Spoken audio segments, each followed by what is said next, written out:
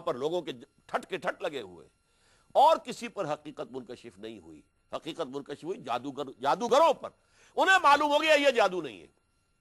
باقی تو لوگوں نے سمجھا ہوگا کہ یہ چھوٹے جادوگر ہیں، مار کھا گئے، یہ بڑا جادوگر ہے، بس اور کیا. اس کا سانپ بڑا تکڑا نکلا، وہ سارے سانپوں کو ہڑپ کر گیا.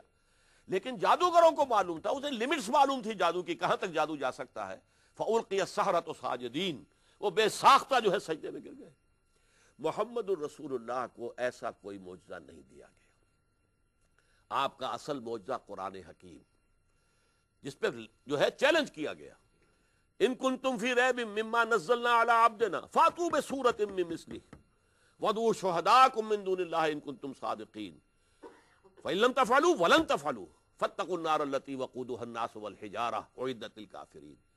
اگر اے قریش تمہیں واقعی کوئی یقین ہے، کوئی شک ہے کہ یہ جو کچھ محمد پیش کر رہے ہیں یہ ہمارا کلام نہیں ہے بلکہ انہوں نے خود گھڑ لیا ہے، تو تم مقابلہ کرو، ایک سورت جیسی سورت بنا کر لے آؤ اور بلا لو انسانوں اور جنوں میں سے جو بھی تمہارے مددگار ہوں.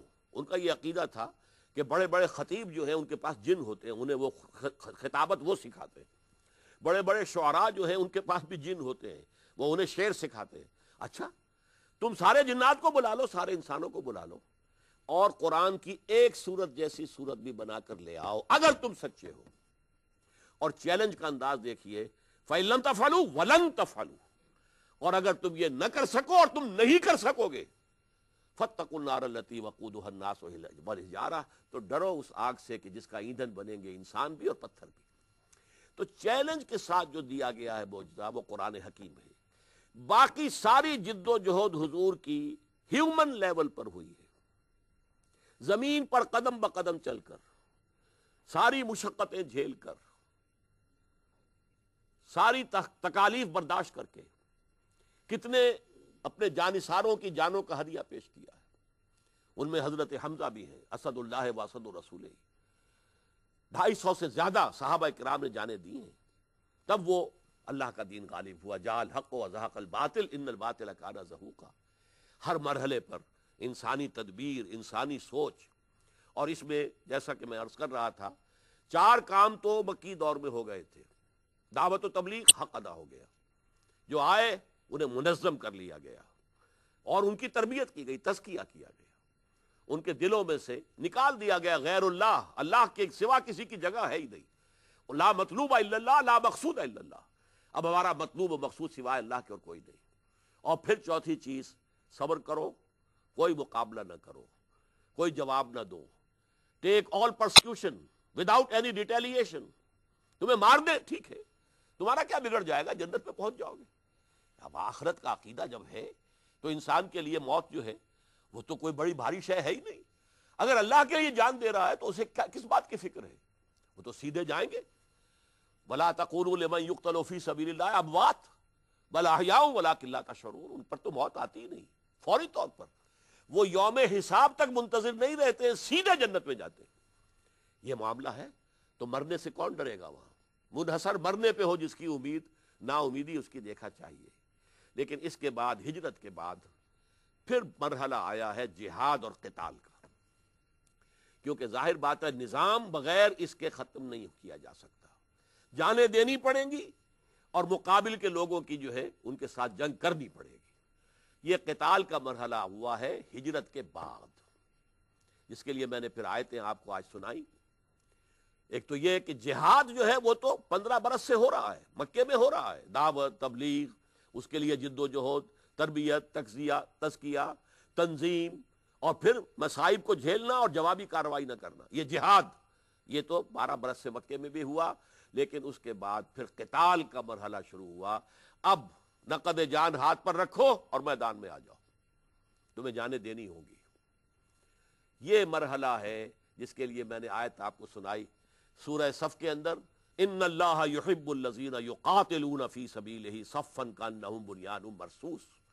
اللہ تعالیٰ کو تو محبت ہے اپنے ان بندوں سے جو اس کی راہ میں جنگ کرتے ہیں صفیں باندھ کر، گویا کہ سیسا پلائی ہوئی دیوار. یہ محبوبیت خداوندی کا مقام ہے. یہ جہاد کی بلند ترین اور آخری منزل ہے. جہاد باللسان بھی ہو رہا تھا، جہاد بالقلب بھی ہو رہا تھا. یہ سب جو جہاد ہو رہے تھے مکے کے اندر، لیکن جہاد میں سیف آ کر مدینے میں شروع ہوا ہے. اور اس ضمن میں پھر میں نے آپ کو سورہ انفال کی آیت سنائی. اب جب یہ قتال کا مرحلہ شروع ہو گیا تو اے مسلمانوں یہ مرحلہ جاری رہے گا جب تک کہ اللہ کا دین قائم اور غالب نہ ہو جائے. وَقَاتِلُوهُمْ سورہ انفال میں آیا قَاتِلُوهُمْ حَتَّى لَا تَكُونَ فِتْنَةٌ وَيَكُونَ الدِّينُ كُلُّهُ لِلَّهِ. اب ان مشرکوں سے جنگ کرو یہاں تک کہ فتنہ ختم ہو جائے, اللہ کی بغاوت فروغ ہو جائے, اللہ کے باغی جو ہے کیفر کردار کو پہنچ جائیں اور دین پورا کا پورا اللہ کے لیے ہو جائے, نظام زندگی پورا اللہ کے تابع ہو جائے, اللہ کی حکومت قائم ہو جائے.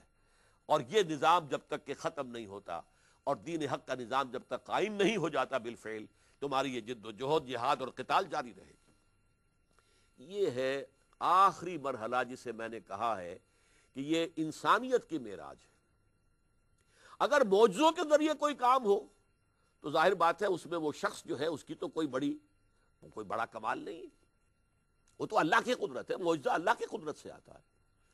انسانی سطح پر کام کر کے دکھایا محمد رسول اللہ نے, اور اتنا عظیم انقلاب برپا کیا جس کی میں گواہیاں آپ کو دے سکا ہوں. میں نے ایم این رائے کی گواہی آپ کو دے دی, وہ مشرق سے تھا, انڈیا کا. میں نے ڈاکٹر مائیکل ہارٹ کی گواہی آپ کے سامنے پیش کر دی جو نیو یارک میں رہتا ہے, اب بھی زندہ ہے.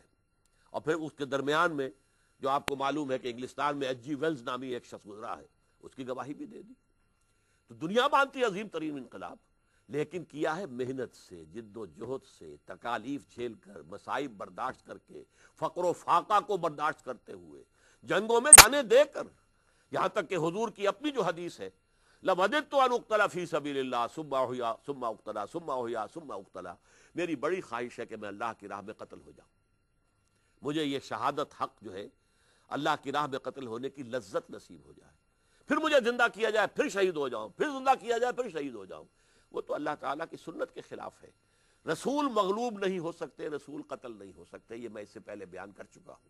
لہذا اللہ تعالیٰ نے حضور کی اس خواہش کو پورا نہیں کیا, ورنہ اس کے لیے صحابہ کرام نے جس طرح جانیں دی ہیں, جس طریقے سے کہ غزوہ احزاب کے اندر جب پیٹوں پر پتھر باندھے ہوئے تھے, بھوک کے مارے جو ہے وہ جسم دوہرا ہو رہا تھا, اس وقت جو ہے وہ لوگ جو ہے اور وہ پھاوڑے چلا کر خندق جو ہے کھود رہے تھے صحابہ کرام, تو ان کی زبان پر ایک شعر تھا, آواز میں آواز ملا کر وہ پڑھ رہے تھے, نحن الذین بایعوا محمدا علی الجہاد ما بقینا ابدا. ہم وہ لوگ ہیں جنہوں نے محمد سے بیعت کی ہے, لہذا جہاد کی بیعت کی ہے. اب جب تک جان میں جان ہے, بھوک ہے, فاقہ ہے, جان میں جان ہے, اس وقت تک جہاد جاری رہے گا. ہاں جب جان نکل جائے جسم سے تو ظاہر بات ہے کہ اس کے بعد وہ جہاد ہمارا ختم ہو جائے گا. یہ ہے سیرت النبی کا اصل سبق. حضور پر نبوت و رسالت صرف ختم نہیں ہوئی, کامل ہوئی. ختم نبوت کے مظاہر, ہدایت آپ پر کامل ہو گئی قرآن کی شکل میں. نظام زندگی دلانہ کامل کر دیا گیا, الیوم اکملت لکم دینکم واتممت علیکم نعمتی, دین حق کی شکل میں. پھر رسالت نمبر ایک یہ کہ دین حق کو عملاً قائم کر کے دکھا دیا. ورنہ یہ کہ لوگ کہہ سکتے تھے کہ ٹھیک ہے باتیں تو بڑی اچھی ہیں, انہونی ہیں, امپریکٹیکیبل ہیں, ہو نہیں سکتا, کر کے دکھایا, دنیا مانتی ہے. اور پھر یہ ہے کہ آپ کا آخری جو مظہر ہے تکمیل رسالت کا, کہ آپ کی رسالت پوری نوع انسانی کے لیے, وہ صرف عرب کے لیے نہیں تھی, وہ نہ ایک ملک کے لیے تھی, نہ ایک قوم کے لیے تھی, نہ ایک نسل کے لیے تھی, پورے عالم انسانیت کے لیے. لیکن یہ ظاہر بات ہے کہ پھر اس کے تقاضے کیا ہیں, یہ اپنی جگہ ایک مستقل مضمون ہے. اللہ نے چاہا تو پھر اسے اگلی نشست میں ہم اس پر ڈسکس کریں گے. بارک اللہ لی ولکم فی القرآن العظیم ونفعنی وإیاکم بالآیات والذکر الحکیم. میرا پیمبر عظیم تر ہے, کمال خلاق ذات اس کی, جمال ہستی حیات اس کی, جمال ہستی